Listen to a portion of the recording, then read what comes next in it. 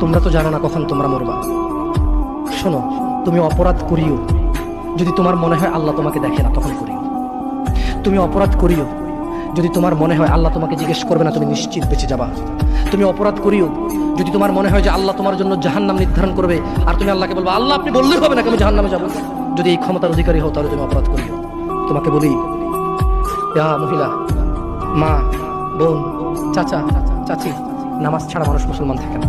ওয়াল্লাহি আমি বলছি না কোথায় বাঁধবেন, তর্ক পড়ে। আমি বলছি আপনি নামাজটা স্টার্ট করেন। আমি বলছি না যে তারা ওই 20 রাকাত করবেন না 8 রাকাত করবেন।